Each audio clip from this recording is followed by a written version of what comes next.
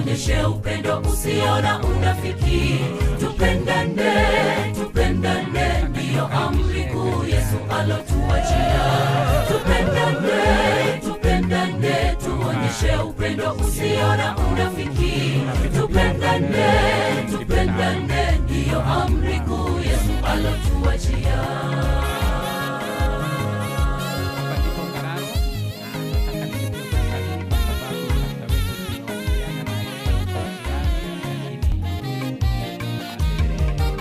Tupendane, tupendane, tuonyeshe upendo usio na unafiki. Tupendane, tupendane, ndiyo amri kuu Yesu alotuachia. Tupendane, tupendane, tuonyeshe upendo usio na unafiki. Tupendane. Kabla sijaendelea, nataka nijiintroduce. Mimi ni Elder Joseph Odongo, ndiye elder wa kanisa hili. Na tuko na wageni kadha wa kadha ambao waliwasili, mmewaona tangu mlipoingia hapa asubuhi. Kunao waliingia jana. Sijui kama wako wote. Mliona mwinjilisti wa vitabu hapa, mmeona second speaker yupo. Waalika waje hapa mbele wajitambulishe na wasalimu, kwa sababu ili wakiendelea mnajua kwamba tuko na wageni, hata kama pastor atakuja kwa introduce. Tafadhali si mungejongelea tu hapa.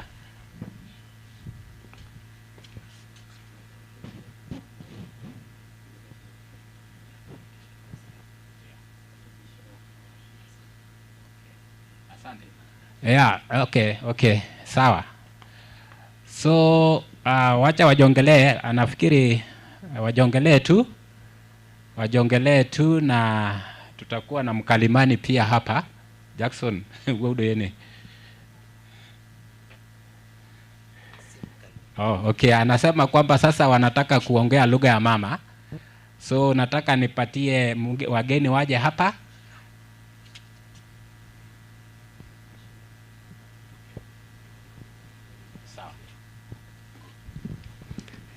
Ashe oleng kangasa itomoni ntai tenolong olaitoriani ajoki ntai entasupa pooki, entasupa igil. Ashipa oleng, ore nanu tonkarn ainei naa kaji Jackson Dikir, atiakaki paitoomon iltung'anak pookin tekuna ampin ele ari le 2025. Naa kashipakino enadol olorere pookin eetuo namna hii, kijo ashe oleng. Ore kuna ampin naa nenkararo, district enkararo, na keriko orpastai oji Pastor Naisiai, ninye oitasheki ene. Kiata lomon kumok oleng taata oetuo enarishata enaampi tenkaraki nenkitamore enarishata. Kintoomon pooking'ae, looti orbotoro, lomon oloopeny, kijo karibu oleng tenarishata kuanzia taata aiter enkolong taata omatabaiki enkolong Ejumaa nikipuo aidip enkolong Sabato. Naa kiata nkipindini kumok oleng nikiata sii lomon, kidolta lomon ajo loitashe tene, naa kintoomon oleng pookin. Tenebo nanu kera loojo karibu oleng ilomon, karibu oleng ilomon. Ayiolo ajo kiyiolo Kimasai oleng, nikiyiolo ina kutuk. Kintoomon intai oleng tenaampi enkararo 2025. Ashe oleng taa. Karibu. Basi nachukua tena nafasi hiyo tu nikaribishe wageni ambao watachukua ushukani, wajitambulishe. Karibuni wote. Amen. Ashe oleng Jackson Dikir, ashe oleng. Basi tunashukuru. Naomba wageni mjongelee hapa, tafadhali mjongelee hapa. Kila mtu ajitambulishe, tafadhali mjongelee hapa.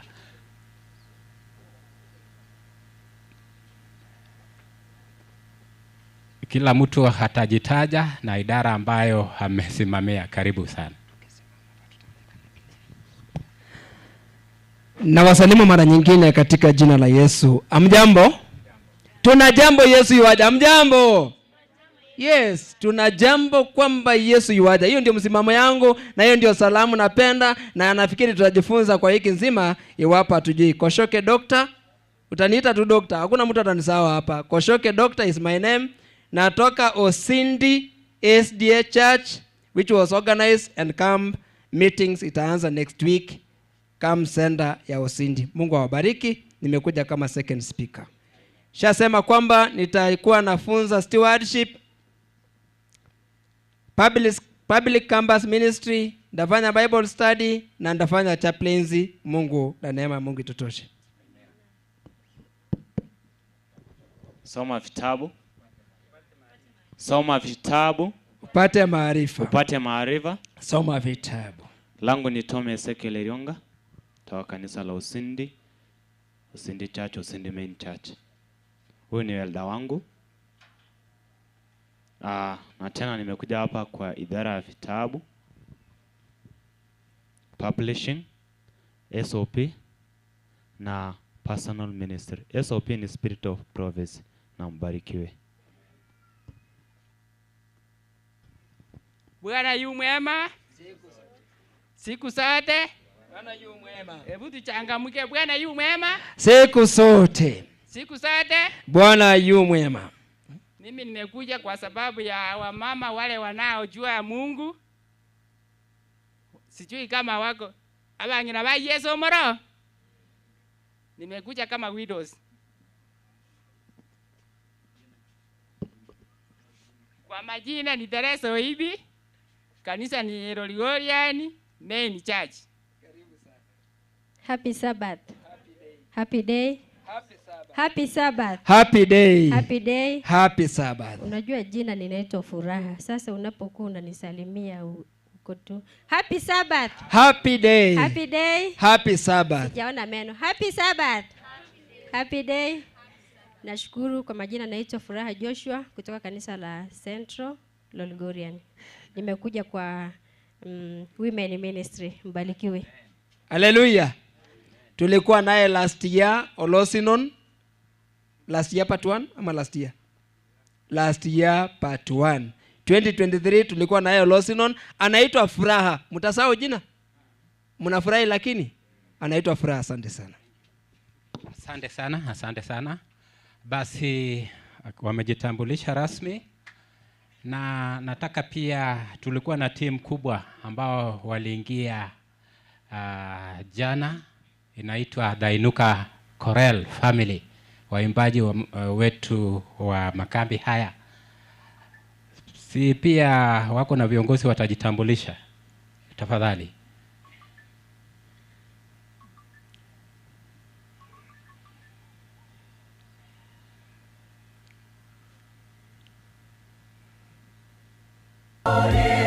Hatuna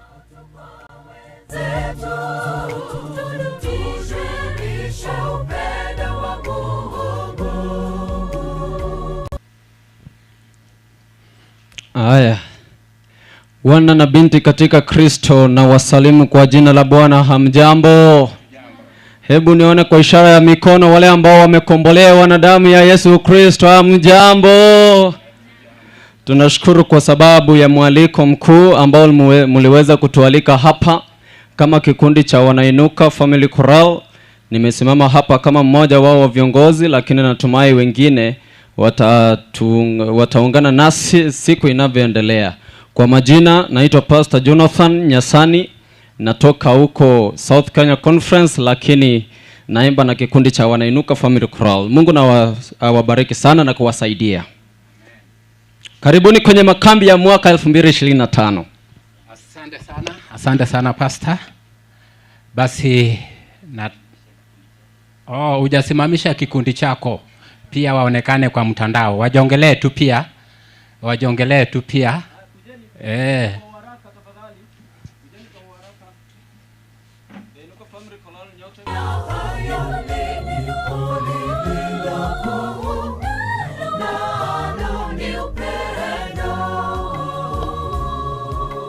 Sasa yapo mambo matatu yanayodumu: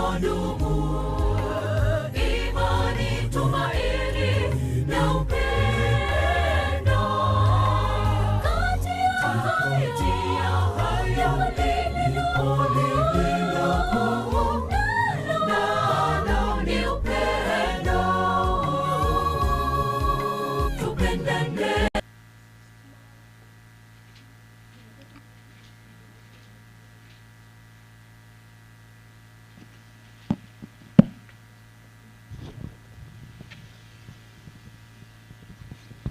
Hamjambo. Hasha, tu kusema hivyo. Tunasema tuna jambo, Yesu yuaja. Hamjambo. Naitwa Violet. Na wasalimu nyote, hamjambo. Tuna jambo, Yesu yuaja. Doris Nolari, uniform manager. The good news about the great controversy. Makambi 2025. The good news about the great controversy. Edna Andrew, bibi ya director wa Inuka. The Lord is good. Mbona mnijibu jamani? The Lord is good. And all that time. Nami naitwa Peter Okwena. Pia mimi ni mmoja wa Wanainuka family. God is good all the time. Kwa majina naitwa Ruth Mwanainuka. God is good and all the time. The Lord is good. I'm Karen Thomas. Hi church. Hi. Reni Sachieng Utieno. Veronica Mongare, nilikuanga crusade mwezi wa 4. Habari zenu? Nzuri. Habari zenyu wote. Nzuri. Dorcas Bosbori, Inuka member. Na wengine watajiunga nasi siku inavyoendelea. Tuko na idadi ya watu wengi sana. Asante sana na karibuni. Basi kabla sijamleta mgeni rasmi, pia kuna wale ambao wanahusika na mitandao ili wasije wakatuzimia. Oh, it's okay. Then we also have the choristers. Huyu Wangararo, njoo useme jina na utusabai.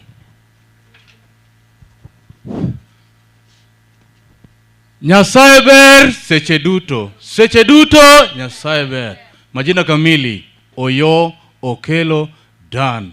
Mashigni uru. Ama in other words, karibuni sana. Unajua mbinguni tutakuwa na lugha, hatutasema ni lugha gani hii. Tutaelewana. Asante sana Dan Oyo Sylvester. Basi kuna wandugu pia wako hapa nje, niliona kwa uinjilisti. Just come and say jambo. Mchambo kanisa? Jose Bomboa. Amen. Sasa yule ambaye hatakuwa mgeni rasmi ndiye atakuwa mgeni wa makambi haya. Wacha na yeye hata aseme jina lake because atakuwa na saa yake, lakini si aseme jina lake. Pastor, karibu seme jina lako. Ujitambulishe. I am happy today, so happy. In Jesus' name I am happy, because He has taken away my sins away. I am happy, so happy. Bwana Yesu asifiwe. Okay, nimeambiwa niseme majina. Mimi kwa majina ni Pastor Andrew Ole Singo. Mimi ni pastor wa Kapone District, Shartoka Station. Mengine ndaongezea wakati ukifika. Okay. There is huyu mama ni mama wa maana because yeye ndiye ana coordinate mambo yote, sehemu ya mahubiri na mambo yote. Nataka nimkaribishe naye ajitambulishe ili tuende kipindi kingine. Madam Jemima, si useme jina. Sorry, I've said but talk yourself. Hamjambo. Huyu ni Jemima Tinega, ni Wangararo hapa. Amen. Then nitasoma maandiko. Baada ya maandiko ndio tutaingia sehemu nyingine ambayo ni sadaka.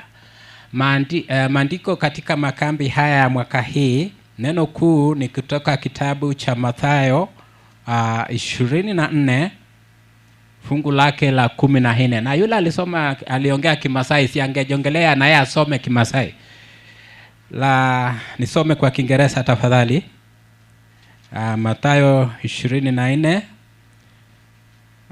fungu lake ni la 14. Inasema hivi, and this gospel of the kingdom will be preached in all the world as a witness to all the nations, and then the end will come. Sijui Dan ungenipa Kiswahili. Nirudie tena.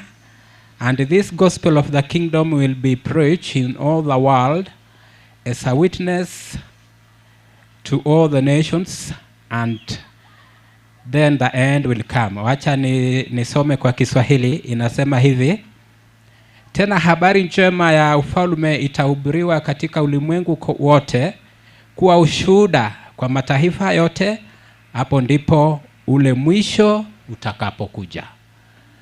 Basi nimkaribishe ambaye anasimamia wimbo tukaribishe katika wimbo nambari 160 kwa Kiswahili.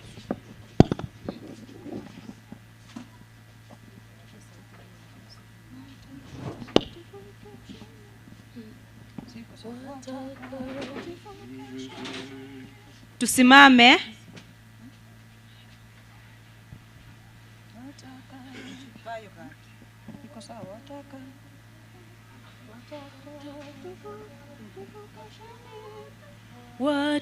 Watakatifu kesheni, nguvu za mbingu za gonga, washindi taa tayari kwa kurudi kwake Bwana yu aja. Yesu mfalme yu aja mwenye fahari, Yesu yu aja enzini karibu. Yesu uje.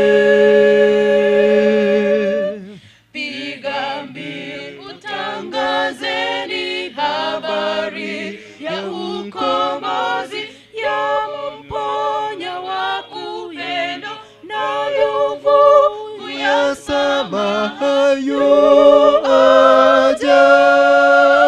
Yesu mfalme yu aja mwenye fahari, Yesu yu aja enzini karibu. Yesu uje. Falme nyingi zaangushwa, panda ya sabahulia, tangaza neema yake kabla ya kupita saa yu aja. Yesu mfalme yu aja mwenye fahari, Yesu yu aja enzini karibu. Yesu uje. Mataifa yapotea, nchi za jaa uchungu, Kristo anaharakisha, unabii unatimizwa, yu aja. Yesu mfalme yu aja mwenye fahari, Yesu yu aja enzini karibu. Yesu uje. Wenye dhambi njoni sasa, Kristo awapatanisha, mbiu twaeni neema kitambo, muda waisha, yu aja. Yesu mfalme yu aja, mwenye fahari Yesu yu aja enzini karibu. Yesu uje.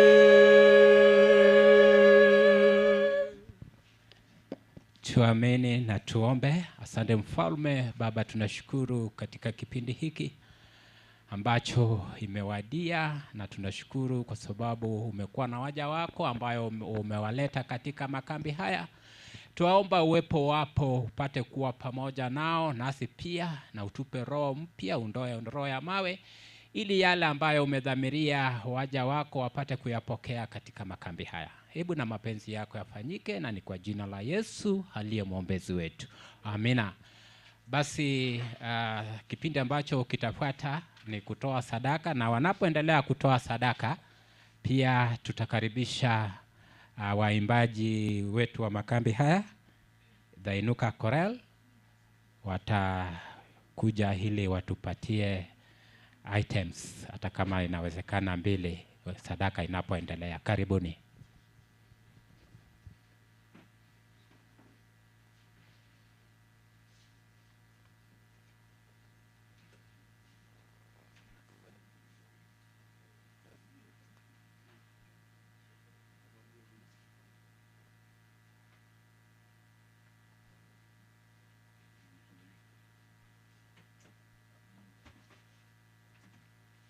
Upendo usiona unafiki, tupendane, tupendane, ndiyo amri kuu Yesu alatuachia.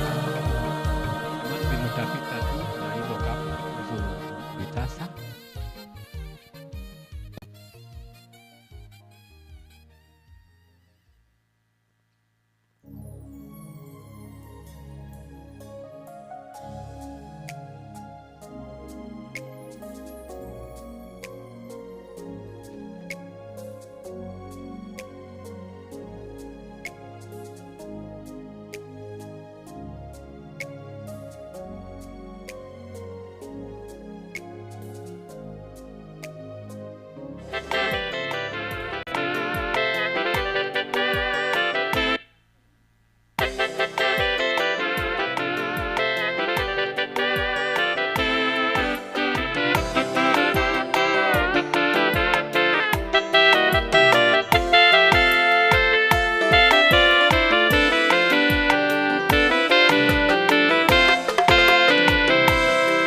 Nimesikia habari zake Yesu, mimi ni nani hata nisipone?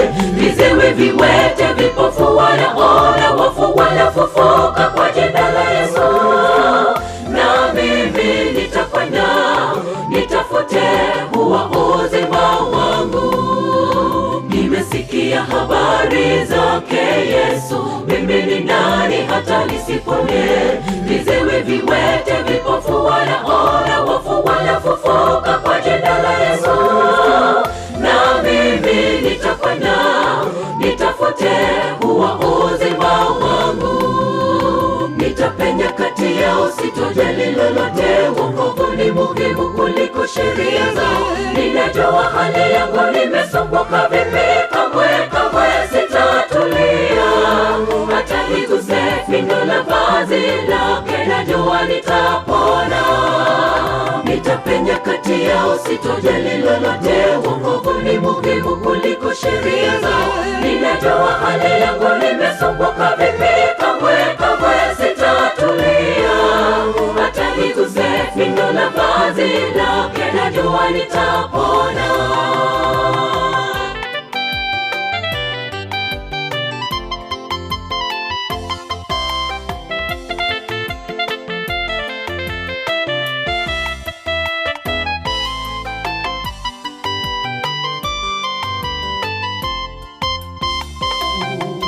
Vikwazo vipo vingi mbele yako, lazima ushinde kwa jina la Yesu.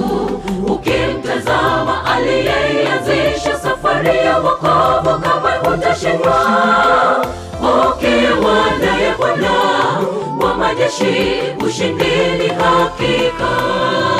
Vikwazo vipo vingi mbele yako, lazima ushinde kwa jina la Yesu. safari ya wokovu kamwe hutashindwa. Ukiwa naye Bwana wa majeshi, ushindi ni hakika. Nitapenya kati yao, sitojali lolote. Wokovu ni muhimu kuliko sheria zao. Ninajua hali yangu, nimesumbuka vipi, kamwe sitatulia. Hata niguse pindo la vazi lake, najua nitapona. Nitapenya kati yao, sitojali lolote. Wokovu ni muhimu kuliko sheria zao. Ninajua hali yangu, nimesumbuka vipi, kamwe sitatulia. Hata niguse pindo la vazi lake, najua nitapona.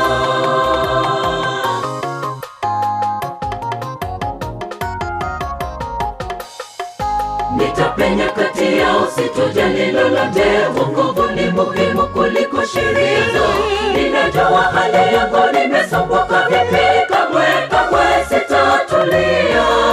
Hata niguse pindo la vazi lake, najua nitapona. Nitapenya kati yao, sitojali lolote. Wokovu ni muhimu kuliko sheria zao. Ninajua hali yangu, nimesumbuka vipi, kamwe sitatulia. Hata niguse pindo la vazi lake, najua nitapona. Nitapenya kati yao, sitojali lolote. Wokovu ni muhimu kuliko sheria zao. Ninajua hali yangu, nimesumbuka vipi, kamwe sitatulia. Hata niguse pindo la vazi lake, najua nitapona. Nitapenya kati yao, sitojali lolote. Wokovu ni muhimu kuliko sheria zao. Ninajua hali yangu, nimesumbuka vipi, kamwe sitatulia. Hata niguse pindo la vazi lake, najua nitapona.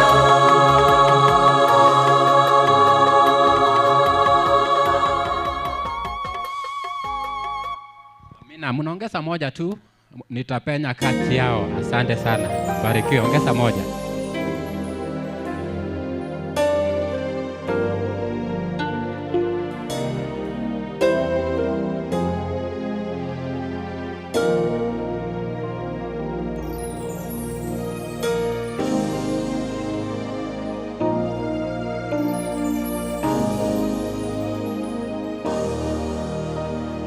Maovu ya mwanadamu yalipozidi duniani, Mungu alihuzunika sana, akaghairi kwa kumfanya mwanadamu duniani. Akaamua kuwaangamiza wanadamu wote aliyowafanya duniani, lakini akawapa rehema kwa muda wa miaka 120. Miaka 120 ilipokwisha, waliopuuza waliangamizwa kwenye gharika. Kumbe rehema ya Mungu hufika mwisho. Hata kama Mungu wetu ni mwingi wa rehema, rehema yake hufika mwisho. Kumbukeni maneno yake aloyasema, hakika kizazi hiki hakitapita. Tusiyachukulie maneno ya Mungu kwa mzaha. Rehema bado ingalipo, tuitumie kwa busara. Hata kama Mungu wetu ni mwingi wa rehema, rehema yake hufika mwisho. Kumbukeni maneno yake aloyasema, hakika kizazi hiki hakitapita. Tusiyachukulie maneno ya Mungu kwa mzaha. Rehema bado ingalipo, tuitumie kwa busara.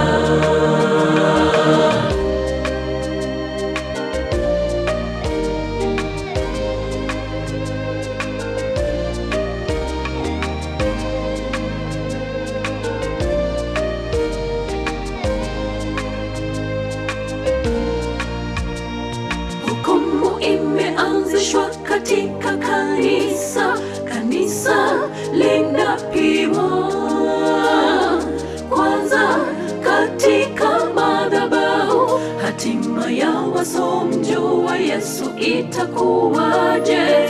Mungu anaofunga mlango wa rehema yake, wa kudhulumu na azidi kudhulumu, wa kutakaswa na azidi kutakaswa.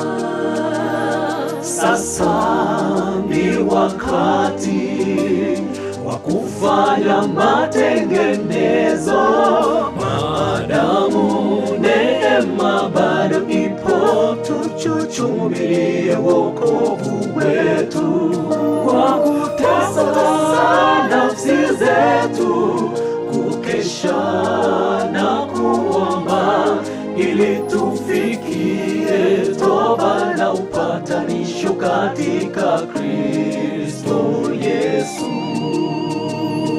Hata kama Mungu wetu ni mwingi wa rehema, rehema yake hufika mwisho.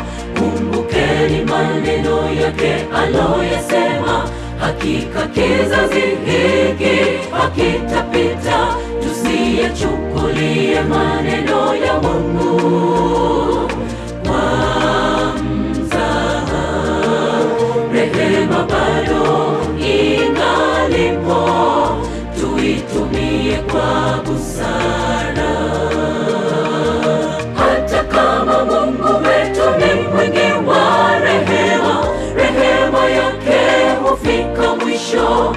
Kumbukeni maneno yake aloyasema, hakika kizazi hiki hakitapita. Tusiyachukulie maneno ya Mungu kwa mzaha. Rehema bado ingalipo, tuitumie kwa busara. Hata kama Mungu wetu ni mwingi wa rehema, rehema yake hufika mwisho. Kumbukeni maneno yake aloyasema, hakika kizazi hiki hakitapita. Tusiyachukulie maneno ya Mungu kwa mzaha. Rehema bado ingalipo, tuitumie kwa busara.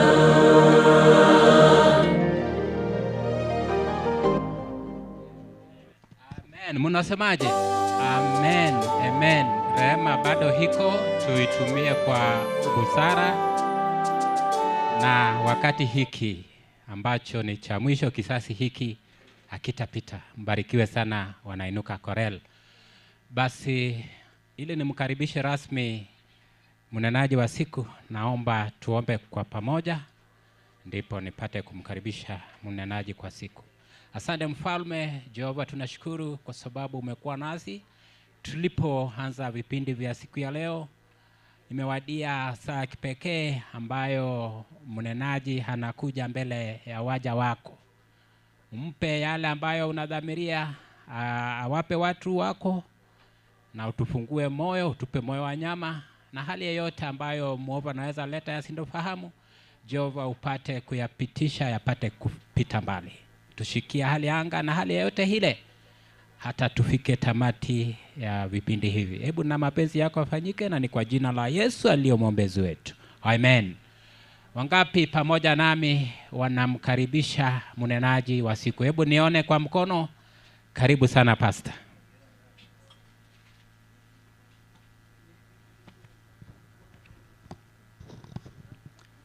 Bwana Yesu asifiwe. Amen. Ikiwa unaniona unainua mkono wako nami nikuone. Bwana Yesu asifiwe. Amen. Kwanza ningeshukuru kwa mwaliko, na ningeshukuru pia kwa makambi ya mwaka 2025. Nyote mwalikwa na nyote tuanze pamoja makambi haya tukimshukuru Mungu kwa ulinzi na afya njema. Si wote wamefika makambi haya, lakini sisi si kwa usuru wetu, wala si kwa juhudi zetu, wala si kwa bidii zetu, lakini ni kwa majaliwa yake Mwenyezi Mungu tumeona tena makambi haya. Kwa hivyo nyote mwalikwa katika makambi haya ili tuweze kujumuika pamoja kwa sababu ya mibaraka ya Mwenyezi Mungu. Na mwalimu, nilichanganyikiwa maana nilisikia karibu lugha 5 nikashindwa ndaanza na lugha hipi sasa. Lugha karibu ni 5. Sasa sijui niongee lugha ya mama, maana hilo ndilo nalielewa zaidi, ama niongee lugha ya Kiswahili ama nijifunze lugha mpya. Sasa itabidi tuongee lugha ambaye labda kila mtu ataelewa. Makambi yetu ya mwaka huu inasema the good news about the great controversy. The good news, habari njema kuhusu pambano kuu. Ni habari njema kuhusu pambano kuu. Ni habari njema kuhusu ni habari njema kuhusu pambano kuu. Habari njema kuhusu pambano kuu. Na wimbo wetu ni wimbo 160 katika kitabu chetu cha nyimbo za Kikristo. Nasema watakatifu kesheni.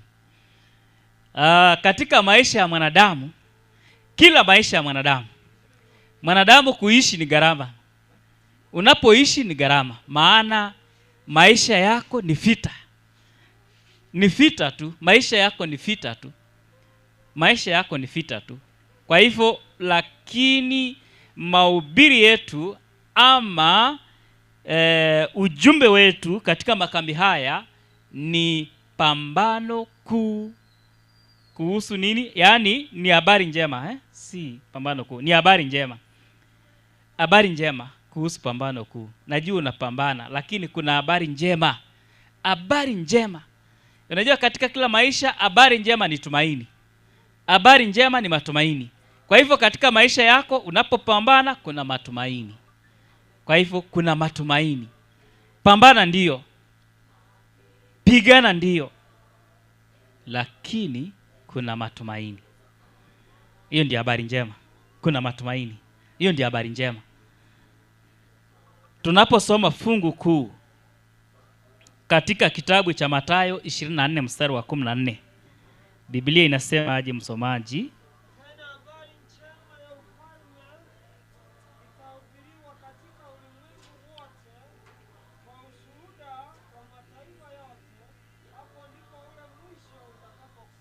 Asante. Tena habari njema. Neno tena ni neno linalounganisha maneno yaliyopita ama maneno mengine yaliyotendeka. Biblia inaposema tena kumaanisha kwamba kuna maneno, kuna matukio fulani yaliyopita. Sasa anajaribu kuunganisha matukio yaliyopita na matukio yanayokuja. Ama maneno ama kasi ama jambo litakalo tendeka baadaye. So hapa kuna kiunganishi linalosema kwamba tena, kumaanisha kwamba kuna mambo mengine yaliyofanya nini? Yaliyosemeka ama yaliyotendeka kabla ya maneno haya. So habari ni kwamba Yesu Kristo na wanafunzi wake alijaribu kuambia matukio ya siku za mwisho. Matukio za siku za mwisho. Na Biblia inasema kwamba Yesu aliongea na wanafunzi wake faragani. Si faragani. Aliongea na umati mkubwa wa watu. Akawaambia habari ya siku za mwisho. Ni matukio yapi yatakayotendeka. Lakini kwa sababu wanafunzi wa Yesu Kristo walikuwa na Yesu, hawakuelewa pia. Nao wakaja faragani wakamuuliza Yesu, utupe habari ya maneno haya. Tulisikia ukinena kwamba siku za mwisho kuna baadhi ya mambo yatakayotokea. Sasa nasi tumekuja kwako utuambie habari ya maneno haya. Ndipo Yesu Kristo akaanza kuambia kwamba angalieni mtu asiwadanganye. Angalieni mtu asiwapotoshe. Maana yake nini? wengi watakuja kwa jina langu wakisema wao ndio Kristo. Nao watafanya nini? Watawadanganya wengi, na wengi watawafuata.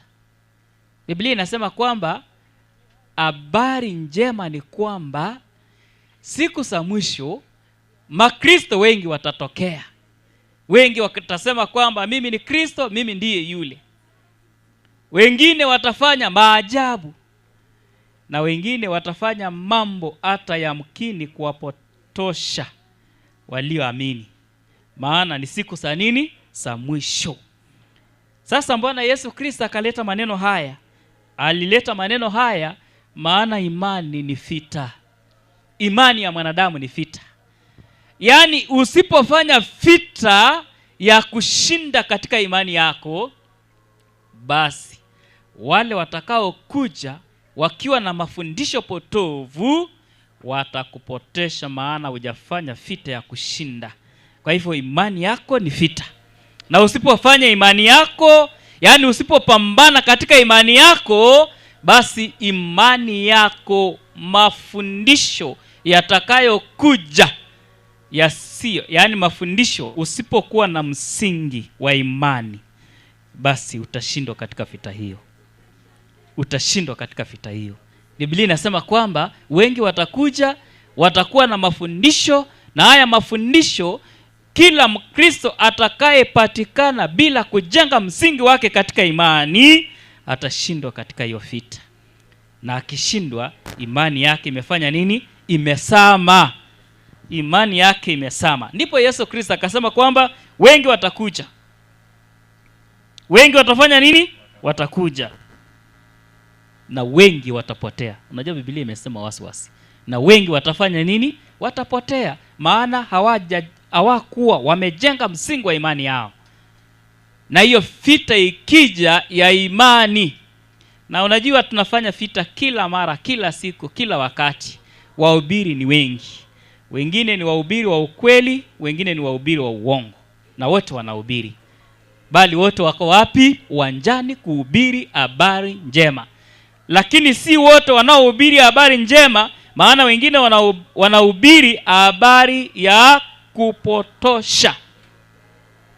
Sasa ndio nasema kwamba but the great news ni kwamba, the great hope ni kwamba Yesu Kristo atashinda. Na wale watakao salimisha maisha yao kwa Yesu Kristo, nao pia watashinda pamoja na Yesu. Nao pia watashinda pamoja na nani? Na Yesu. So Biblia inasema kwamba Yesu akasema wahubiri, yani wahubiri wa uongo watatokea, na manabii pia wa uongo watatokea. Yani kutokea ni kwamba they will rise, watatoka. Na unajua Biblia haijaeleza bayana kwamba watatokea katika upande upi. Sijui watatokea Ngararo, sijui watatokea Kisii Town, sijui watatokea Nairobi, sijui watatokea Lolgorian ama Kilgoris. Biblia imesema watatokea wapi? Duniani. Kwa hivyo Ngararo pia ni duniani. Mimi sielewi kama Ngararo pia ni duniani. Kwa hivyo watasema they will rise, yani watatokea. Kumaanisha kwamba popote, hata walioamini, yamkini hata Waadventista wengine watatokea, wataanza kutoa mafundisho yasiyofaa.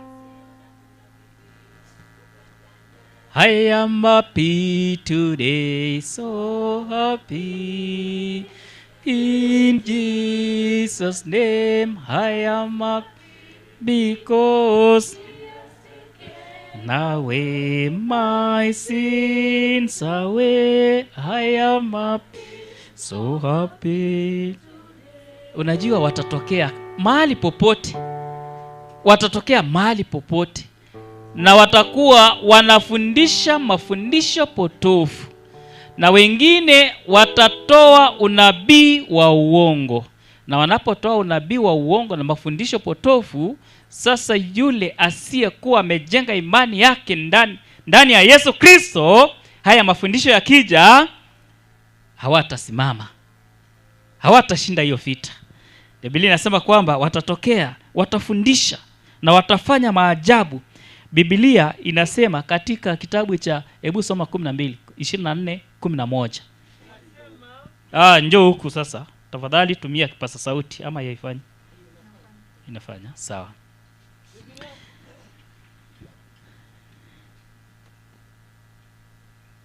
Biblia inasema nini? Hii inafanya kweli?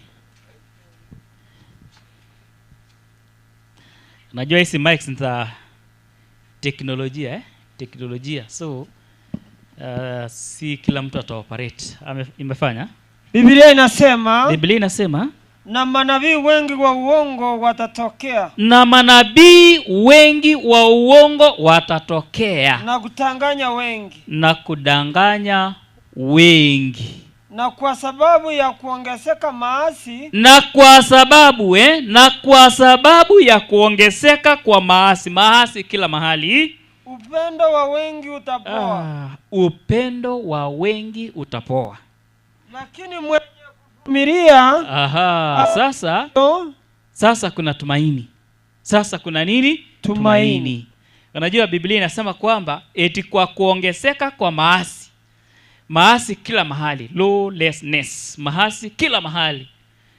Kienda Kisii kuna maasi, kija Transmara kuna maasi, Nairobi maasi ni mengi. Biblia inasema kwamba lakini watakaovumilia hadi mwisho ndio watakaookoka. Ndio watakaofanya nini? Okoka. Ndio watakaookoka. Kuna tumaini kubwa. Ndio watakaofanya nini? Watakaookoka. Yesu alisema siku zinazokuja. Yesu aliona mambo makuu mawili. 2 dangerous things that will happen. 2 dangerous things that will happen. 1, Biblia inasema kwamba false leaders will rise. False leaders. Unajua viongozi wapo ndio. Lakini si wote ndio viongozi wa ukweli. Wanasema viongozi wengine watatokea ambao ni viongozi wa uongo. Ni viongozi wa nini? Wa uongo. Ni viongozi wa uongo, false teachers. False teachers, according to William Barclay's commentaries. According to William Barclay's commentaries, Biblia inasema kwamba false leaders ama mwalimu wa uongo ama kiongozi wa uongo ni mtu anayetafuta kufanya mambo yake mwenyewe. Anafanya mambo yanaofanya nini? Yanaomhusu yeye mwenyewe. Mambo yanayomfaidi yeye mwenyewe. Huyo ndio tunasema kiongozi wa nini? Wa uongo. Mambo yote unayatafuta kukufaidi wewe peke yako na marafiki zako. Mambo yanayokufaidi wewe peke yako na nani? Na marafiki zako. Wanasema kwamba hizo ndio wanasema kwamba ni pambano. Hiyo ni vita pia. Maana hiyo ni pepo mbaya. Mtu anayetafuta mambo yake peke yake. Najua kuna watu wengine yamkini hata kama ni chakula angependa kula peke yake. Kama ni kuimba angependa kuimba peke yake. Kama ni kuongoza angependa kuongoza peke yake. Ama hamchague yule mtu anayempenda yeye peke yake. Hiyo anasema kwamba yani Biblia inaposema ni vita kuu, inamaanisha kwamba tunapambana na uongozi usioleta utukufu katika nyumba ya Bwana. Unajua kuna uongozi usioleta nini? Utukufu katika nyumba ya Bwana. Biblia inasema kwamba a false leader is a man who seeks to propagate his own version of the truth rather than the truth of Jesus Christ. Yani unajipendekeza. Unaona ni wewe peke yako There was a time, kuna wakati katika nchi yetu ya Kenya kuna kiongozi mmoja aliongoza kwa muda, na alipoongoza kwa muda kuna wakati kuna wakati alisema sijaona mtu atakayeongoza nchi hii, sijaona. Najua wale watu wa kitambo wanaelewa. Kasema sijaona mtu ambaye atafanya nini, ataongoza nchi hii. Kwa hivyo alijiona ni yeye peke yake ndiye ana uwezo wa kufanya nini, wa kuongoza. So hizo pia ndio tunasema the pambano kuu, lakini jua kwamba hawatashinda, maana Yesu Kristo akisimama katika upande wetu tutakuwa washindi.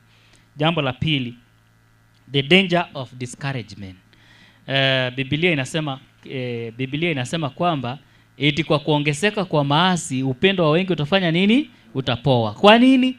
They are very much discouraged. Yani watu wamekata tamaa, wengine wamekata tamaa kabisa.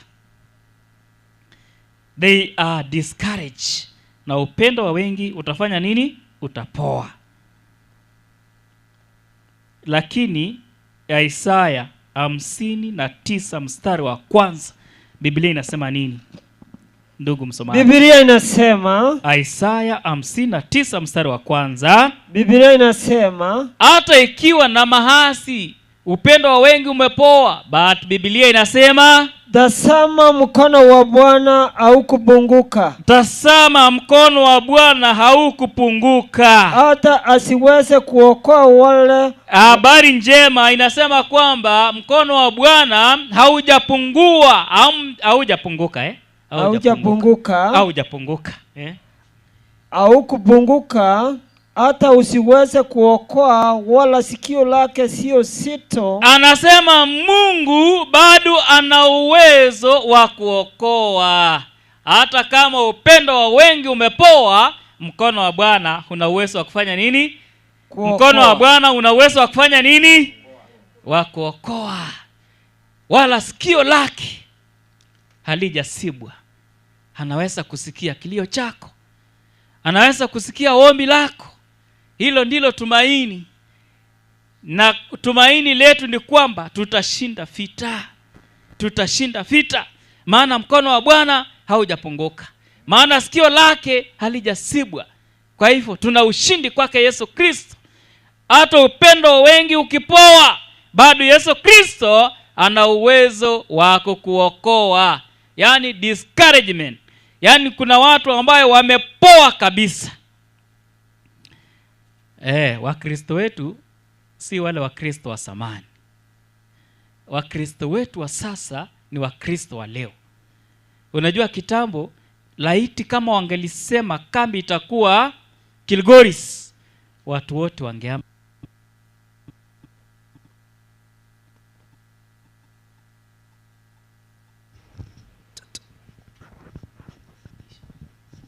Leo hata ukiambiwa makambi ni Ngararo, hata ukiwa hapa karibu, bado unaona makambi ni mbali. Bado unaona makambi ni mbali sana, sitafika.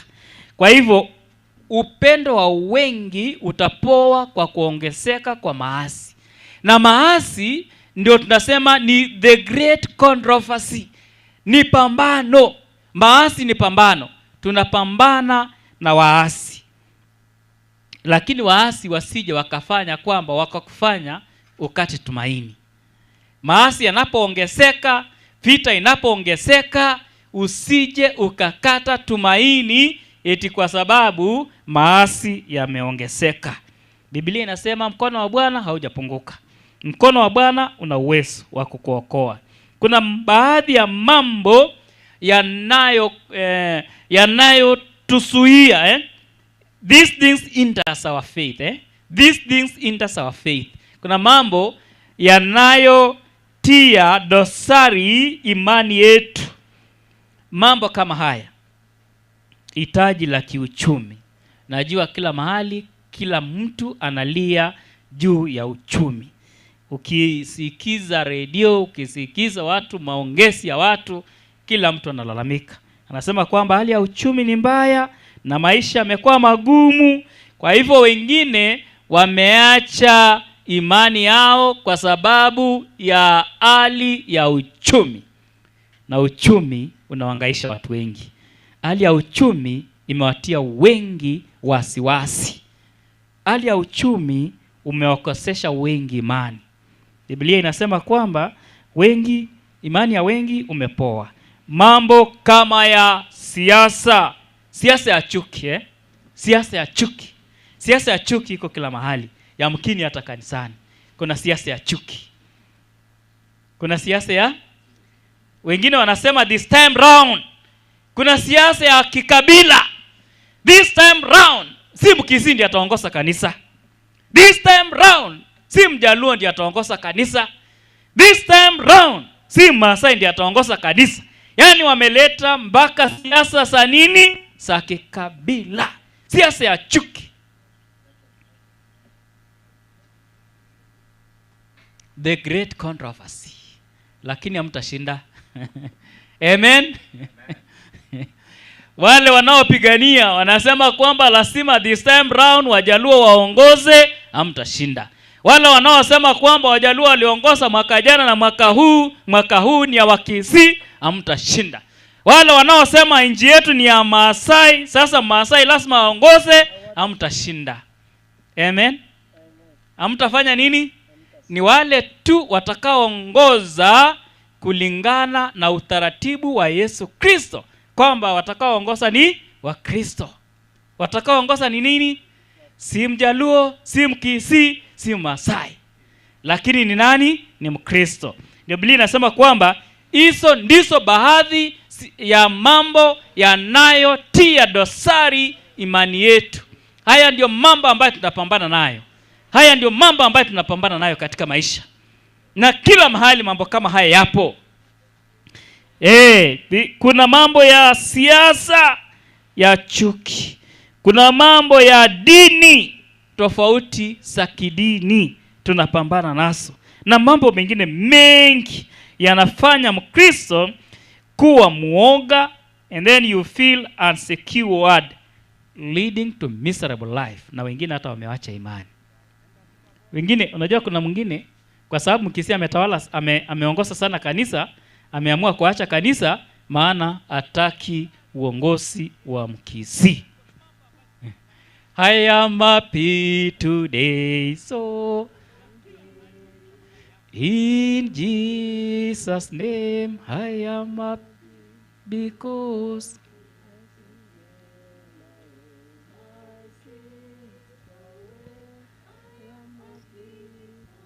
oh, are you happy? Are you happy? Because Jesus has taken away my sins. Yani kwa sababu Yesu amechukua nini? Si Maasai ndiye amechukua dhambi zangu, si Mkisii, si Mjaluo. Nani? Ni Yesu Kristo ndiye amechukua nini? Dhambi zangu. So I am happy because of Jesus Christ. Jesus Christ. Yani tunasema kwamba wengine yani wamekata tumaini. Wameona uongozi si nzuri, siasa kila mahali, yamkini hata kanisani. Wameona kwamba tumaini halipo tena, na wamekata tumaini. Wengine hata wamekaa nyumbani, wamesema nitakaa nyumbani hadi siku fulani atakapotoka. My friend, Biblia inasema kwamba Kristo amechukua dhambi zetu, naye ndiye atakayetushindania. Ndiye atakayetushindania. Yani tunapambana na vita nyingi katika ulimwengu huu. Hata wengine wanapambana na hali ya kiuchumi, wengine wanapambana na hali ya umaskini, wengine wanapambana na hali ya kutokuwa na elimu. Yani mambo ni mengi katika maisha haya. Lakini tunapomtegemea Yesu, zaidi ya yote tutashinda. Zaidi ya yote tutafanya nini? Tutashinda. Hata kama haya maisha ni magumu, tutashinda kwa sababu ya nani? Ya Yesu Kristo. Kitabu cha Ufunuo 12 mstari wa 7. Biblia inasema nini? Mstari wa 7 tafadhali tusomee. Mstari wa 7 Ufunuo 12. Biblia inasema kulikuwa na vita mbinguni. So kulikuwa na vita mbinguni. Mikaeli na malaika zake wakapigana na yule nchoka. Wakafanya nini? Jambo la kwanza, yaani kulikuwa na vita wapi? Mbinguni. So mbinguni kuna vita, duniani kuna vita, lakini vita ilianza mbinguni. Vita ilianza wapi? Mbinguni. Mikaeli wakafanya vita na yule joka ambaye ni shetani. Ambaye ni nani? Shetani. Shetani walifanya vita. Mikaeli akapigana na malaika zake, naye joka akapigana na nani? Na malaika zake. Nao hawakushinda wala mahali pa. Amen. Hawakushinda. Ndio walifanya vita, lakini hawakushinda. Shetani hakushinda vita na hata haishinda vita. Wala mahali pa hapakuonekana mbinguni. Wala hawakupata nafasi yoyote kule juu mbinguni. Hawakupata nafasi yoyote. Yule nchoka akatupwa. Kwa sababu ya kufanya vita, yule joka akatupwa. Yule mkubwa. Yule joka mkubwa aliyetisha ni nani? Ni joka, shetani, nyoka wa samani. Ibilisi ana jina lingine linaloitwa Ibilisi. Shetani alifanya vita, lakini habari njema hawakushinda. Habari njema hawakufanya nini? Hawakushinda. Kwa hivyo hatuna haja ya kuogopa, maana shetani hakushinda.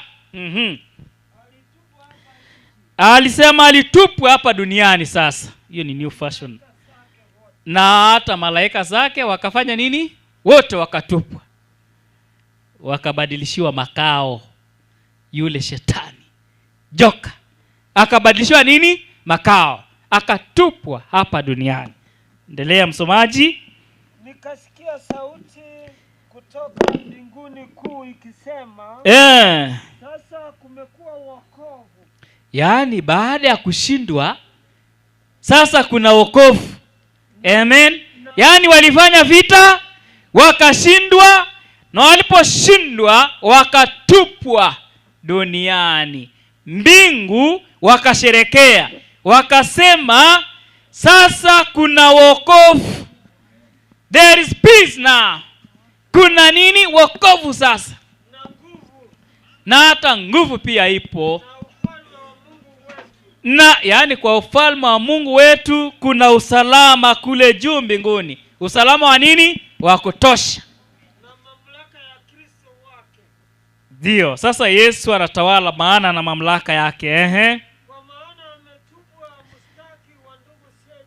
Maana yake ni kwamba yule mshtaki wa ndugu zetu hayupo tena, ametupwa duniani.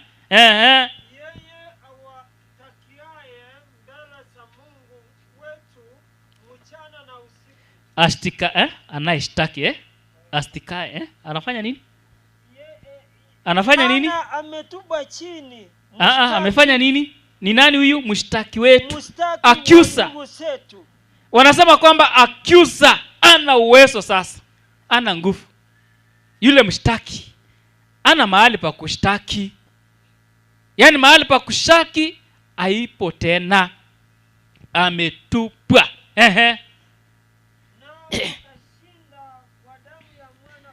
Amen. Wakafanya nini?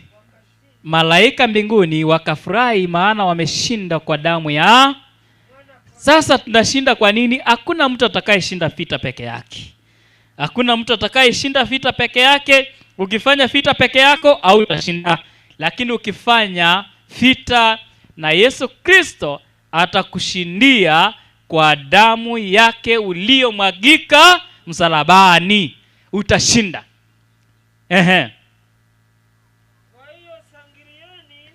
Kwa hivyo shangilieni enyi mbingu, enyi mkao humo. Ole wa inchi na bahari. Ole wa inchi na nini? Sasa imebaki kwenu. Biblia inasema kwamba vita imeama. Vita iliama mbinguni, ikahamia wapi? Duniani. Sasa vita haipo mbinguni. Yaani wamesema kwamba sisi mbingu tumeshinda. Hatukushinda peke yetu, ila tulishinda kwa damu ya nani? Ya Yesu Kristo. Sasa baada ya hapa akasema ole wenu duniani. Ole wenu duniani. Vita umeama wapi? Duniani. Umeshuka kwenu Shetani mwenye ghadhabu nyingi. Akijua ya kwamba mtawala Yaani Shetani anajua kwamba ana muda mchache. Anajua kwamba ana muda mchache. So ukijua una muda mchache unafanya nini? Unajitayarisha. Ai. Ukijua muda huko, ukijua muda ni mchache unafanya nini? Unajiandaa. Unafanya nini? Unaharakisha, si ndio? Unaharakisha. Si unajua muda upo katika upande wako. Kwa hivyo unafanya nini? Anasema sasa ole wenu duniani, maana Shetani ametupwa wapi? Duniani. Na anajua ana muda mchache. So atafanya kazi kwa bidii. Atafanya kazi kwa bidii. Akijua muda ni mchache. Sasa ole wenu wa dunia na bahari, maana Shetani ametupwa kwenu. Ole wenu. Lakini kuna matumaini. Hebu endelea msomaji. Nachoka yule alipoona ya kuwa ametupwa katika nchi. Alimuudhi mwanamke yule aliyemzaa mtoto mwanamume. So akaanza kupiga kanisa na Yesu Kristo vita. Maana alimshinda mbinguni, akiingia duniani anaona kwamba ana muda mchache na duniani kuna watu, akasema kwamba yamkini wote wapotee wawe katika upande wangu. Lakini wanasema kwamba hawatashinda. Hawatashinda. Maana Yesu Kristo atatupigania. Kuna mfano katika kitabu cha Chronicles, Mambo ya Nyakati wa pili 20. Nataka tu tusome 15 na 17. Chronicles, kuna mfano bora hapa. Yaani kuna wakati Moabu na nchi zingine waliamua kufanya vita na Israeli. So wakati Yehoshafati alipokuwa mfalme, wakaamua kwamba tutaungana 20 verse 15. Tutaungana na mataifa mengine tupige vita Israeli na tuwashinde. Maana hao watakuwa na uwezo inji 3-4 wanapoungana pamoja, na wakaona kwamba hakika tutawashinda na tutawashinda kwa mbali. So habari Yehoshafati alipopata habari ya kwamba Moabu wamepanga kufanya vita na wao, akafanya nini? Ukijua kwamba kuna adui wako, najua watu wa Ngararo wanaelewa mambo ya vita. Najua watu wa Ngararo wanaelewa mambo ya vita. Umejua kwamba adui wako amepanga kufanya vita nawe. Na unajua kwamba wamekusanyika mahali fulani, wako tayari kufanya vita. Na wameungana na wadui wengine huku kando kando. Sasa the target person is you. Sasa wana nia ya kufanya vita nawe. Mkristo utafanya nini? Maadui wameungana wafanye vita na wewe, utafanya nini?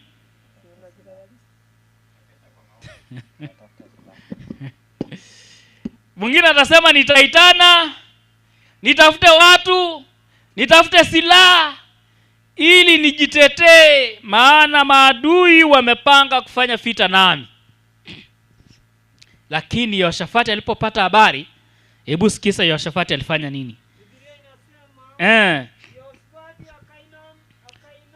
Yehoshafati akainama chini kifudifudi, akaanguka mbele za nani? Hakutafuta bunduki, hakutafuta mishale, hakutafuta marafiki. Aliona rafiki wa karibu ni Mungu, akaanguka chini kifudifudi, akatafuta uso wa Bwana. Akaita Yuda wote na wote wakao Yerusalemu, wote wakaja wakamsujudia nani? Bwana. Wote wakaja wakamsujudia nani? Bwana. Mstari wa 16. Mstari wa 16 msomaji anasema nini?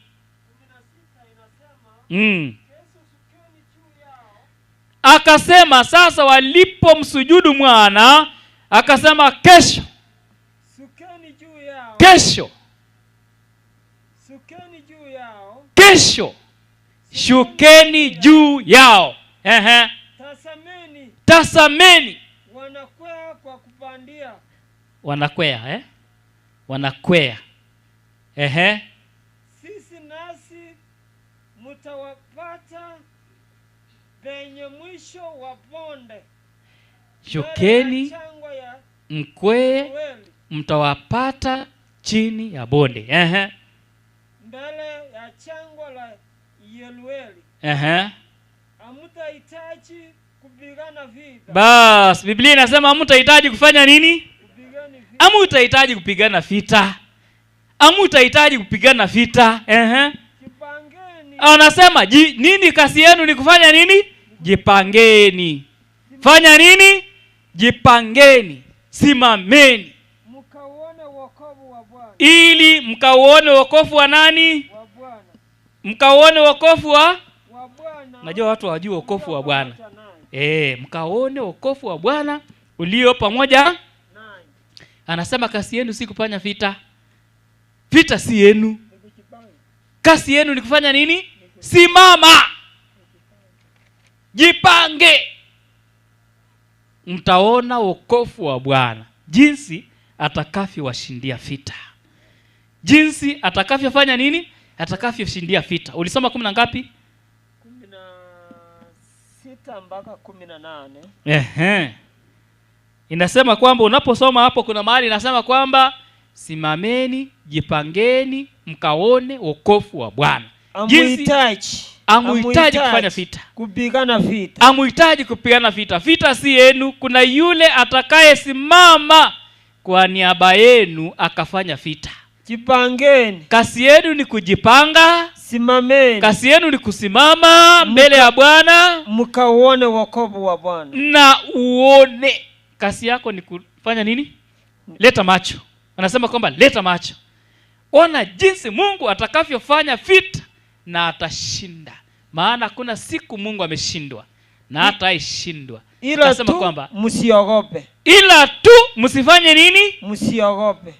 Wala msifadhaike. Msiogope. Hivyo ndiye aliambiwa Yehoshafati. Usiogope, usifadhaike, usitie wasiwasi. Na unajua wasiwasi ni mwingi sana ndani ya Wakristo wetu kwa sasa. Wana wasiwasi mwingi, hawajui watashinda hii vita. Maana kuna yule anayewapigania. Na yule anayewapigania ndiye anayesema simama. Simama. Amuhitaji kufanya vita. Maana vita si yenu. Kuna yule atakayepigana vita kwa niaba yako. Ila tu ukifanya vita peke yako hautashinda na hakuna siku utashinda. Maana vita ni yako. Lakini vita ikiwa ya Mungu, hakuna siku utashindwa na hakuna siku utakuwa na wasiwasi. Maana Mungu atafanya vita. Unajua Roman 8 mstari wa 31 inasema nini? Warumi 8:31. Unajua inasema nini? Unajua inasema nini? Anasema basi tuseme nini juu ya hayo? Mungu akiwa katika upande wetu, ni nani aliye juu yetu? Ni shetani? Ni nani aliye juu yetu? Yaani ikiwa tutaruhusu Mungu asimame katika upande wetu, atutetee, atushindie vita, ni nani atakayekuwa juu yetu? Who can be against us? Ni nani? Anasema hamna. 37 37, hiyo tu 8:37 inasema, anasema katika mambo haya yote ambayo nimewaambia, vita ni nyingi, twateswa na njaa, twateswa na vita, mara siasa ya chuki, mara magonjwa, mara mateso ya kila namna. Biblia inasema zaidi ya yote tutashinda. Na zaidi ya kushinda kwa yeye aliyefanya nini? Kwa yeye aliyetupenda. Tutashinda. Na zaidi ya yote tutashinda kwa yeye aliyetupenda. Aliyetupenda ni nani? Nani aliyetupenda? Si mke wako, si bwana yako, si ndugu yako, si dada yako. Aliyetupenda ni Yesu Kristo. Ndipo katika kitabu cha Ufunuo ninapomalizia 21 mstari wa kwanza inasema hivi, kisha nikaona mbingu mpya, kisha nikaona mbingu nchi mpya. Yaani tutakaposhinda mbingu ya kwanza itapita na nchi ya kwanza zimekwisha kupita, wala hapana bahari tena, hamna ukumbusho tena. Akasema kwa sababu hiyo tutakaposhinda nikaona mji mtakatifu, yaani Yerusalemu mpya, si Yerusalemu mpya sasa. Yaani Yerusalemu mpya unashuka kutoka mbinguni, ikitoka kwa Mungu, ikiwa tayari kama bibi harusi aliyekwisha kupambwa kwa mumewe. Yaani imewekwa tayari. Mstari wa 4. Sasa ushindi ni kwamba unajua sasa hii ingine yote ilikuwa ni history. Hii ingine yote ilikuwa ni nini? Ni historia. Sasa hapa ndipo penye kilele cha mambo yote. Kilele cha mambo yote. Atasema kwamba hakika tutashinda. Na siku hiyo tukishinda, Yesu Kristo atafuta kila josi katika macho yetu. Yaani hapata kuwa na mauti tena, maana tumeshinda vita. Hakuna atakayeomboleza tena, maana tumeshinda vita. Hakuna atakayelia tena, maana vita tumefanya nini? Tumeshinda. Hakuna atakayeumia, hakuna maumivu ya kila namna, hakuna atakayechoka. Unajua saa hizi ukiangalia watu wengine wamechoka kwa kuketi. Waliketi kuanzia saa 3, saa 4, saa 7, wamechoka. Lakini tukishinda vita wanasema hakuna atakayechoka, maana vita tumefanya nini? Tumeshinda. Umefika mstari wa 5.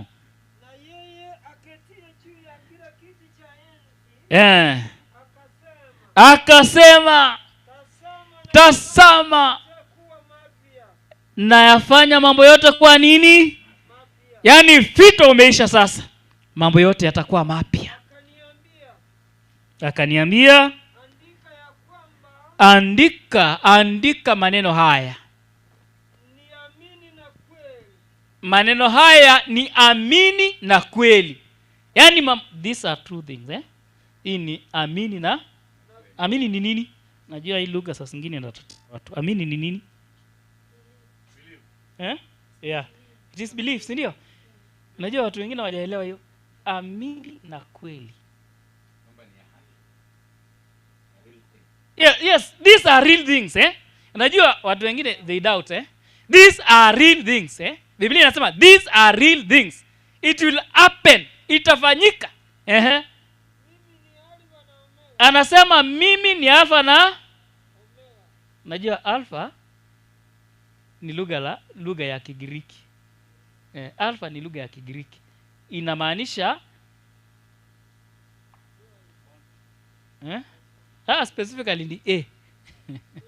It is the beginning. And then omega, mwisho ni nini?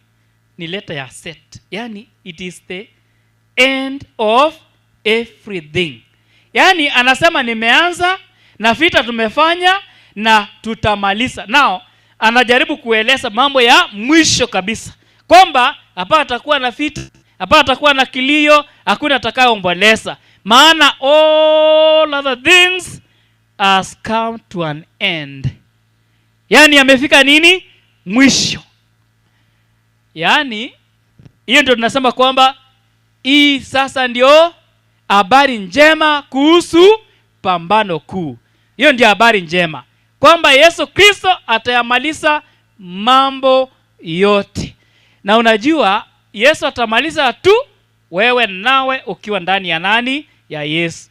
Bali usipokuwa ndani ya Yesu, vita ndani yako haitaisha, maana hakuna yule atakayemaliza. Ni Yesu ndiye atamaliza. Sasa usipokuwa ndani ya Yesu, hiyo yako hiyo yako haitaisha. So kama ni mimi ningalikuwa wewe, ningesema kwamba nami pia natoa maisha yangu kwa Yesu Kristo, yule atakayenishindia, yule atakayeshinda na zaidi ya yote atanishindia. Yani natoa maisha yangu kwa Yesu Kristo, maana yeye ndiye shujaa wa vita. Vita sitaweza peke yangu, lakini kuna shujaa atakayenishindia. Pamoja nami ni wangapi wanaosema kwamba nami pia nataka kutoa maisha yangu kwa yule atakayenishindia vita, ambaye ni Yesu Kristo. Wale wanatoa maisha, hebu simama. Kama uko na miguu simama. Unajua wakati mwingine tunaambianga watu wengine simama na ana miguu. Kama uko na miguu hebu simama. Taka tu songa hatua moja hapa mbele. Tunataka kuomba pamoja kwamba Yesu Kristo tunapofanya vita hii atushindie. Yani Yesu Kristo ashinde vita pamoja nami nikiwa ndani ya Yesu. Songa tu hapa mbele. Na kuna vita nyingine. Songa tu. Kuna vita nyingine. Hii ni vita ya pili. Kuna vita nyingine, kuna watu ambaye bado wanapambana. Mpaka sasa hawajai mpata Yesu Kristo. Yaani hawajai batizwa. Mpaka sasa. Labda wamekuwa akiingia kanisani, akisikiza ujumbe wa Yesu, lakini mpaka leo hii anaendelea kufanya vita na hajabatizwa. Njoo hapa, mkono wangu wa kushoto hapa. Tunapoimba wimbo huo, tafadhali njoo hapa. Kama hujabatizwa, na kama umebatizwa, hebu inua mkono wako nikuombe. Mkono wako kama umebatizwa. Asante sana. Inua mkono wako kama umebatizwa. Asante sana, barikiwa. Na kama hujabatizwa, tafadhali njoo hapa. Tuombe pamoja nawe. Kabla Yesu ajaja, njoo hapa tuombe nawe, ili nawe pia ufanye vita, ushinde pamoja na Yesu. Asante sana, barikiwa. Labda hujabatizwa. Kama hujabatizwa. Amen. Kama hujabatizwa, njoo hapa tuombe pamoja. Asante sana. Hata kama ni watoto, njooni hapa tutaombea. Asante sana, kiwa njooni. Yesu anawapenda, anawahitaji sana. Very good. Njoo tu, kama hujabatizwa kuja. Sini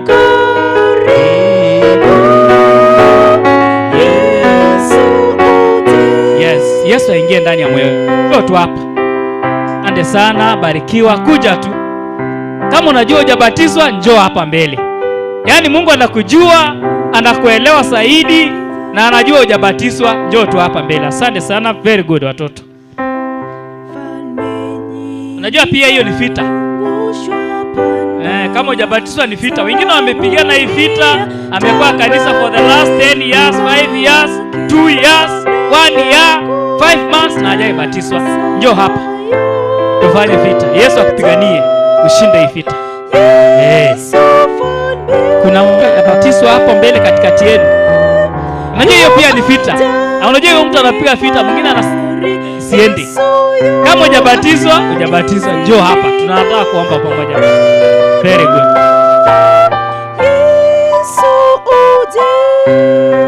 Asante, simameni hapa. Simameni, songa tu hapa. Nataka kuombea. Njoo.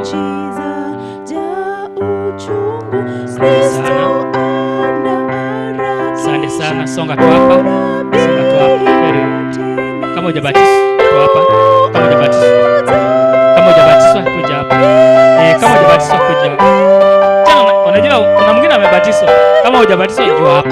Very good. Very good. Kuja hapa. Asante sana. Naona hata hapa kuna wengine wametoshea kubatizwa. Wamefika umri wa kufanya uamuzi wa kumpokea Yesu Kristo kama mwokozi wa maisha yao. Sasa wangapi wako tayari kumpokea Yesu Kristo wabatizwe? Hapa wangapi wako tayari kubatizwa?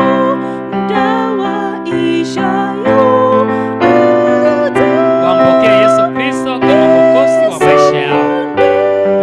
Wangapi wako tayari kubatizwa?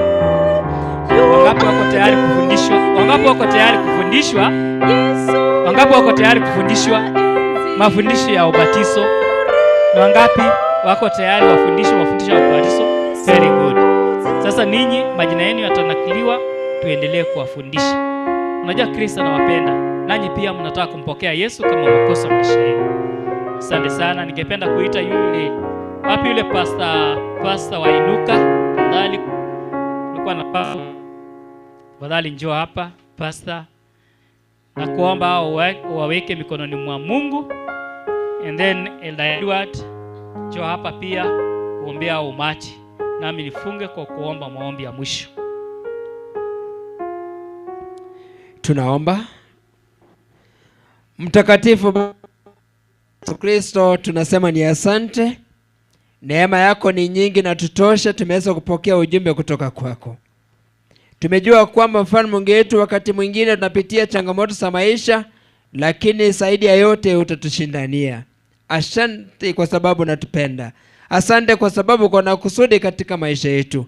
Wale wote waliobatizwa zamani, jana, na wale watakaobatizwa kwa njia ya kipekee tumewaleta kwako. Neema yako iwatoshe wote. Katika jina la Yesu Kristo tuomba na kuamini.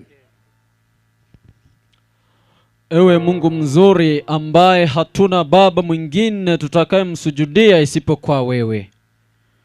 Umesaidia mnenaji, pastor amezungumza na watoto wako.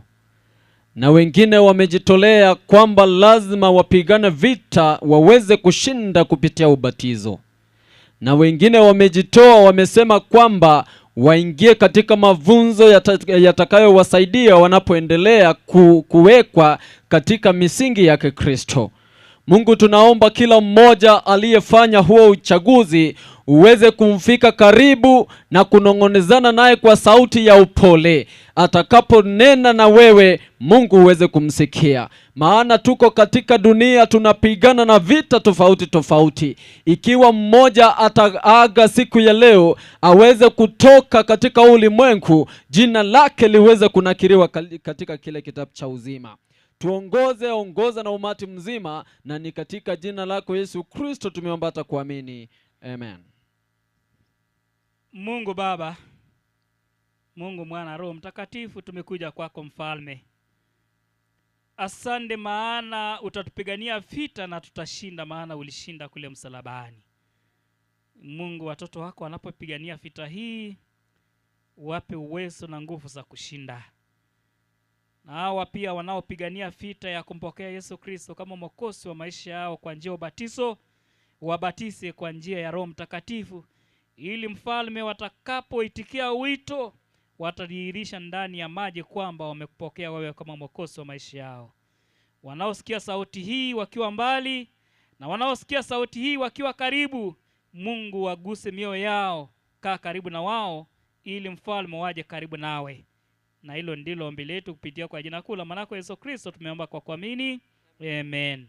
Asanteni sana, mbarikiwe. So sasa elders mtashughulikia hawa, tuanze kwa. Asante sana pastor, na wabarikiwe. Pastor wa wilaya hii nilimuona ameingia rasmi. Tafadhali pastor, kama uko hapo jongelea ili usalimu waumini na wakaribishe katika makambi haya. Asante, naona anaendelea kuja. Karibu pastor. Pastor napoendelea kuja, tunayo vyakula vya kutosha. Kwa hivyo tutamaliza alafu tuende kwa mamkuli, kwa hivyo mjisikie kuwa nyumbani. Asante sana elda na washiriki wote, na wasalimu katika jina la Yesu. Hamjambo? Hamjambo tena? Ni wangapi wamekasirika? Wangapi wamefurahi? Kila mtu amefurahi. Kwanza kabisa nataka nishukuru Mungu kwa sababu amekuwa mkarimu, ametubariki kiafya na ametubariki na mvua, na ametufikisha tena makambi ya mwaka huu tukiwa waheri wa afya. Kwa hivyo ni shukrani ya kipekee kwa Mungu kwa sababu imemgharimu mkono wake. Kwa sababu naona wengine wamechoka, na ningeomba ambaye anasimama kwenye lango usiruhusu mtu yeyote kupita huko. Hiyo gate ifungwe kwa sababu tumekuja makambi. Hatutaki mtu yeyote atoke hapa bila kula.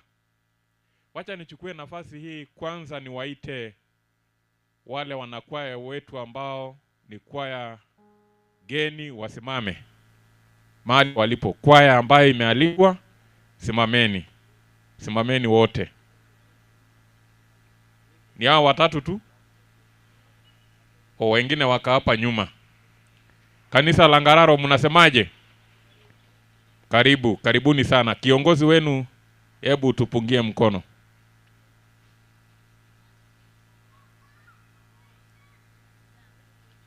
Asante kwa kwaya. Wapi wale wageni ambao wametumwa makambi hapa? Waje hapa mbele wote. Wala ambao wamekuja hapa kutuhudumia kwa siku 6 ama kwa siku 7, kujeni hapa mbele. Wote mje mbele. Wala ambao mumetumwa hapa kama wageni, kujeni hapa.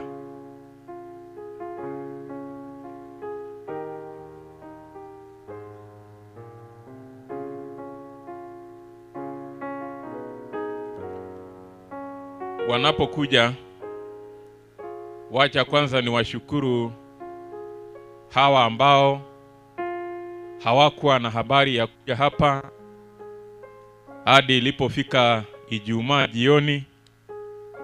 Nikawasumbua, nikawaambia ya kwamba sasa mambo imeumana, mtakuja Ngararo, na wakakubali. Si kawaida mtu kukubali dakika ya mwisho, lakini si walijaribu. Wamejaribu sana na wamefika. Kwa hivyo hawa ndio wageni ambao tumetumiwa mwaka huu, wako 6, na sijui kama kanisa la Ngararo mko tayari kwa lisha mpaka watakaporudi. Wameongeza kilo. Wangapi wako tayari kuwalisha hawa wageni mpaka wanaporudi Jumapili ijayo? Watakuwa wameongeza kila mtu kilo 2. Asante.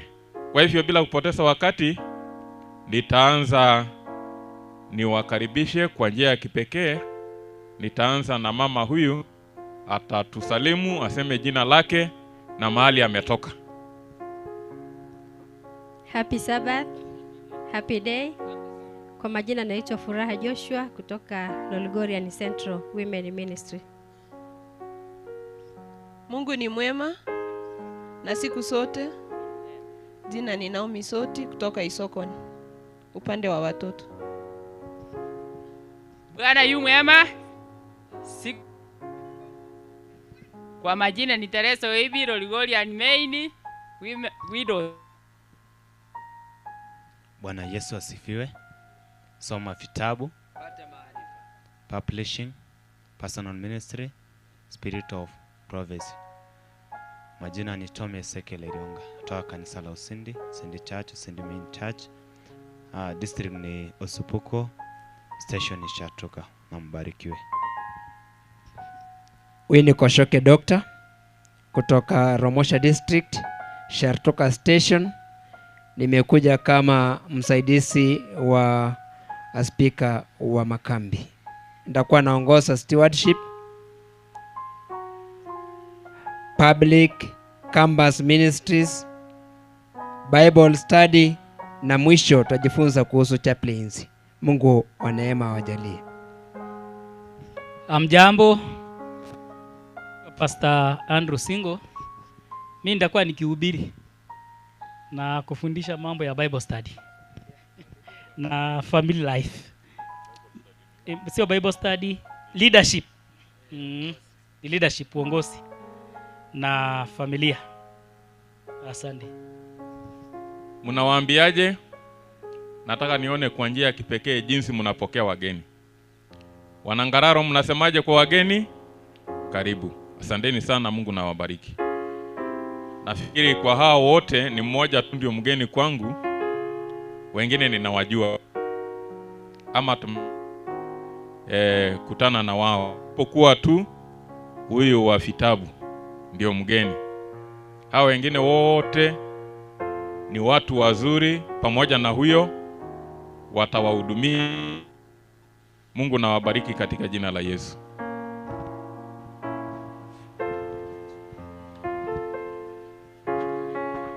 Okay, asante sana pastor. Now imefika Biblia inasema there is time and season for everything. Sasa tumefika tamati ya vipindi vya dhuhuri. Tutatawanyika tu kidogo kwa minajili ya mamkuli. Wageni wote watapita mkono wangu wa kushoto na wenyeji sisi tutapita mkono wa kulia. Kuanzia tupendane, tuonyeshe upendo usio na unafiki. Tupendane, tupendane, ndiyo amri kuu Yesu alatuachia.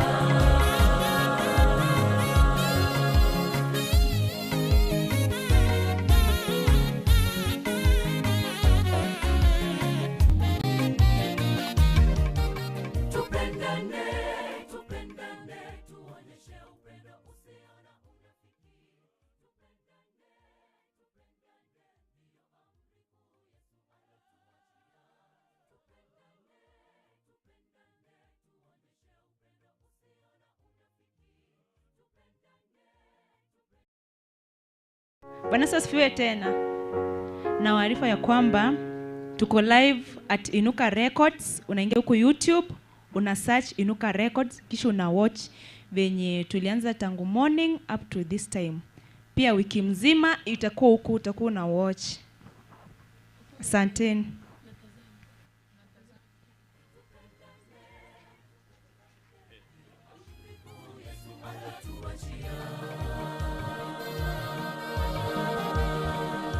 Nimesikia kitu ya kwamba utakuwa unatutazama live kutoka Inuka Records. Lakini mumeleta hatari. Hawatakuja, watakuwa wanaangalia kutoka nyumbani. So mufunge hiyo YouTube mpaka makambi ishe ndio mufungue.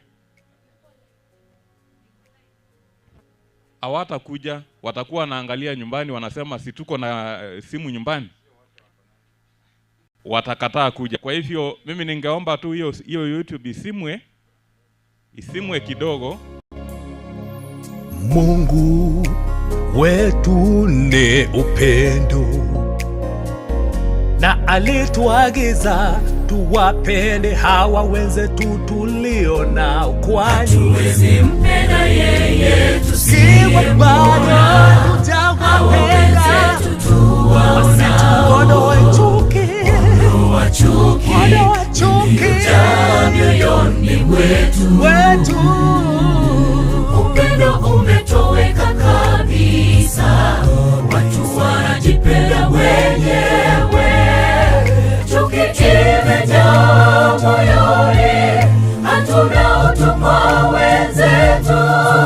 Tudumishe upendo wa Mungu. Upendo umetoweka kabisa, watu wanajipenda wenyewe. Chuki imejaa moyoni, hatuna utu kwa wenzetu. Tudumishe upendo wa Mungu.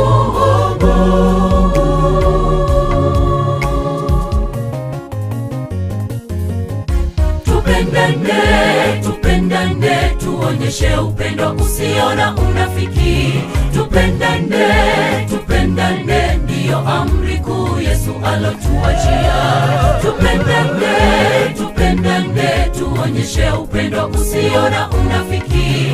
Tupendane, tupendane, ndiyo amri kuu Yesu alotuachia.